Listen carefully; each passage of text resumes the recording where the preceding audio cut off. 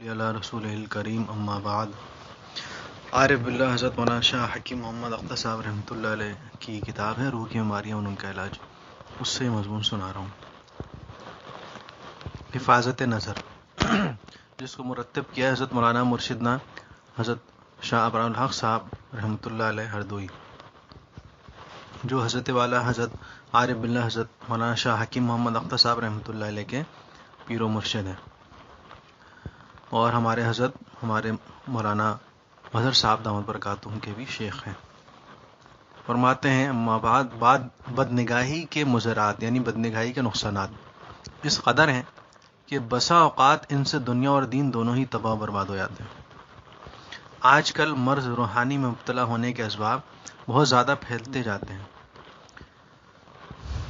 اس لیے مناسب معلوم ہوتا ہے کہ اس کی بعض مضرات اور اس سے بچنے کا علاج مختصر طور پر تحریر کر دیا جائے تاکہ اس کی مضرات سے حفاظت کی جا سکے.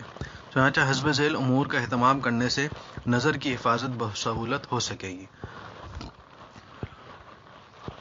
جس وقت مستورات کا گزر ہو، چاہے ہم کسی بازار میں ہوں یا کہیں سے خواتین کے گزرنے کا کوئی موقع ہو، تو اہتمام سے نگاہ نیچی رکھنا، یہ نہیں کہ آئے گی تو نیچے رکھ لیں گے. آپ کو پتہ ہے کہ ہاں بھائی وہاں سے سگنل مل گیا، آپ کو کوئی آ رہا ہے، آپ پہلے سے ہی الرٹ ہو جائیں، خواہ کتنا ہی نفس تقاضا دیکھنے کا کرے، کیونکہ شیطان جو ہے وہ ایسی لائٹ مارتا ہے اور ایسا دماغ پہ اٹیک کرتا ہے کہ سامنے جو آ رہی ہے یہ دنیا کی نمبر 1 حسینہ ہے، جبکہ وہ اللہ کی پناہ ہوتی ہے. یعنی کہ آدمی اگر دیکھ لیں اور حقیقت اس کی پتہ چل جائے تو بولے گا کہ کس کے لیے میں نے اپنی نظر خراب کری، کس کے لیے میں نے اللہ کو ناراض کیا. پھر اس کی حقیقت کیا ہے؟ مرنا، گرنا، لاش کا سڑنا. اگر وہی جس سے محبت ہو یا جس کو دیکھنے کا بڑا شوق ہو، اگر اس کی لاش کو کھلا چھوڑ دیا جائے، ایک ہفتے بعد ذرا کھڑے ہو کے دکھا دے، اس کے پاس پیٹ پھولا ہوگا، منہ پھول چکا ہوگا، آنکھیں باہر آ چکی ہوں گی اور سب چیزیں زبردست قسم کی بدبو اٹھ رہی ہوگی. جاؤ پیار کرو اس کے ساتھ.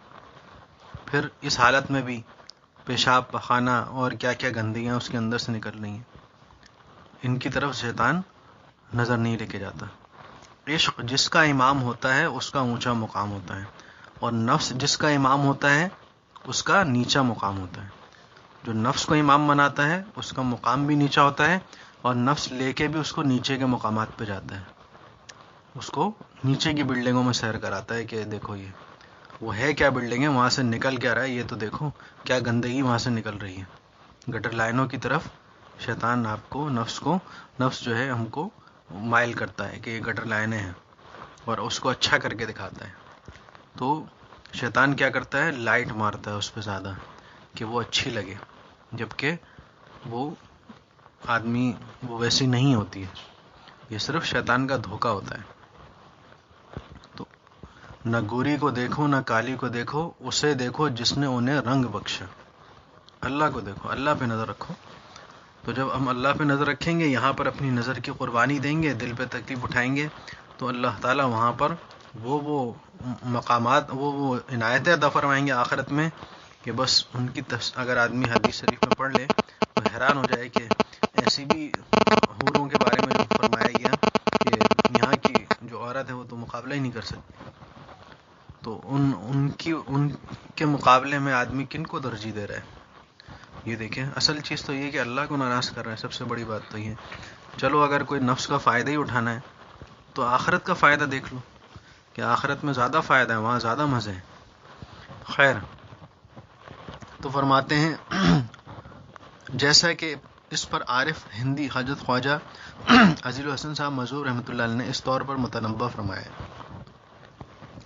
دین کا دیکھ ہے خطر، اٹھنے نہ پائے ہاں نظر. ان نظر اٹھے گی تو کیا ہوگا؟ دین کا خطرہ ہے. دین کا دیکھ ہے خطر، اٹھنے نہ پائے ہاں نظر. کوئے بتا میں تو اگر، کوئے بتا جہاں پر نظر خراب ہونے کا چانس ہو، کوئے بتا میں تو اگر جائے تو سر جھکائے جا. ایسی جگہ جہاں آپ کو پتہ ہے کہ بازار ہے یا گھر سے باہر کہیں بھی کوئی ایسی جگہ ہے جہاں میں جا رہا ہوں اور وہاں پر نظر خراب ہونے کا خطرہ ہے، تو نظر نیچی رکھے. اللہ والوں کا طریقہ ہے کہ سر جھکا کے نظریں نیچی کر کے اور تیز چلتے ہیں. کوئی بیمار بوڑھا ہو تو میں نہیں کہہ سکتا، لیکن یہ سنت طریقہ بھی ہے، کیونکہ شیطان نے اللہ تعالیٰ سے کہا تھا کہ میں ان کو دائیں سے بھی اور بائیں سے بھی اور سامنے سے بھی اور پیچھے سے بھی بہکاؤں گا. 2 سمتوں کا ذکر نہیں کیا تھا، اوپر اور نیچے. تو اوپر تو دیکھ کے آدمی چل نہیں سکتا، تو نیچے دیکھ کے چلے، تو وہاں حفاظت رہے گی اس کی. تو فرماتے ہیں اگر نگاہ اٹھ جائے اور کسی پر پڑ جائے تو فوراً نگاہ کو نیچی کر لینا، خواہ کتنی ہی گنانی ہو، خواہ دم نکل جانے کا اندیشہ ہو. یہ نہیں کہ آدمی سوچے چلو اب تو دیکھ لیا ہے تو تھوڑا اس کا نقشہ دیکھ لوں کیا ہے. ہاں، اچانک نظر پڑ گئی، اچانک میں پوری چینک نہ پیے، اچانک میں ایسا نہ ہو پوری چینک ہی پی جائے. تو اچانک نظر کا مطلب یہ ہوتا ہے غلطی سے بلا ارادہ پڑی فوراً ہٹا لی، یہ ہوتی ہے اچانک نظر. تو یہ سوچنا کہ نگاہ کی حفاظت نہ کرنے سے دنیا میں ذلت ہوگی، یعنی لوگ کہیں گے ارے ملا بہت ہی زیادہ یہ تو بہت ہی شریف ہے. تو بھائی شریف کہنا تعریف ہے یا برائی ہے؟ بتائیں. شریف کہنا تعریف ہے یا برائی ہے؟ شریف کہنا تو تعریف ہے. بولتے نا شریف، ہمیں کچھ بھی، ہمیں اس سے کیا، ہم اللہ کی نظر میں اچھے ہو جائیں گے. ان اکرمکم عند اللہ اتقاکم، اللہ کے نزدیک اکرام والا، عزت والا کون ہے؟ اتقا، جو اللہ سے ڈرتا ہے، جو اللہ کی فرمانبرداری کرتا ہے. تو فرماتے ہیں کہ دنیا میں ذلت کا اندیشہ ہے، طاعت کا نور سلب ہو جاتا ہے. جو آپ نے ذکر کیا، تلاوت کی، جو تہجد میں جاگے، شب قدر میں جاگے، اللہ کو یاد کیا، کوئی بھی نیکی کی، اس کا جو نور دل میں آتا ہے. نور کیا ہوتا ہے؟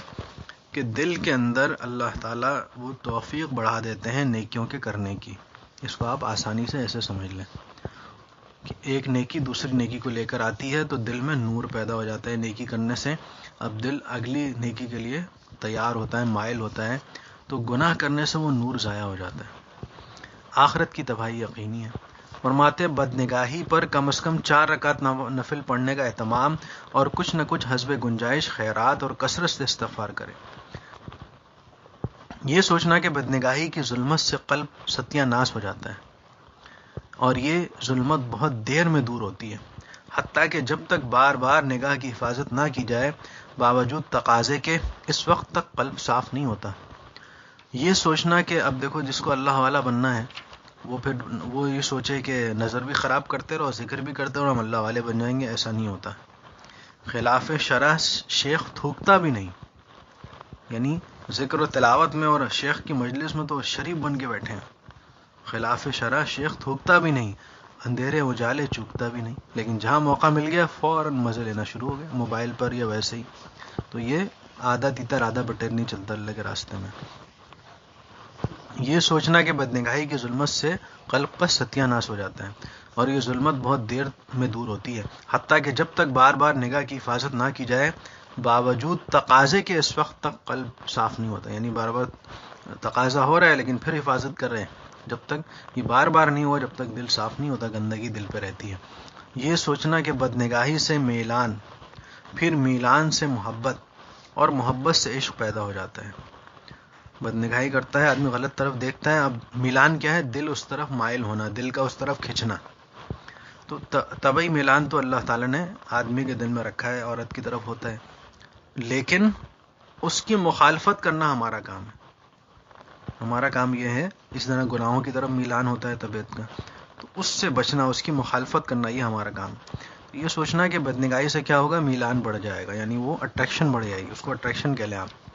پھر اٹریکشن ہوگی تو اس سے دل میں محبت پیدا ہوگی، محبت ہوگی تو عشق ہوگا. عشق کا مطلب ہے کہ یعنی آدمی پھر اس کو صرف محبوب کے علاوہ کوئی نظر ہی نہیں آتا ہے، اور ناجائز عشق سے دنیا اور آخرت تباہ ہو جاتی ہے. آپ دیکھ لیں جو بھی اس طرح کے لوگ ہیں ان چکر میں پڑتے ہیں، وہ نہ دنیا کے رہتے ہیں نہ آخرت کے رہتے ہیں. یہ سوچنا کہ بدنگاہی سے طاعت، ذکر و شغل سے رفتہ رفتہ رغبت کم ہو جاتی ہے، پھر اس کا ذکر میں دل نہیں لگتا، بس وہ اسی کاموں میں اس کا دل لگتا ہے، اور ترک کی نوبت آتی ہے، پھر نفرت پیدا ہونے لگتی ہے.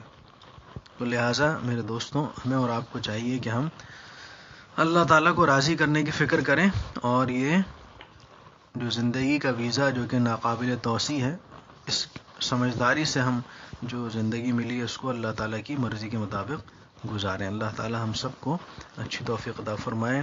وآخر دعوانا الحمد للہ رب العالمین.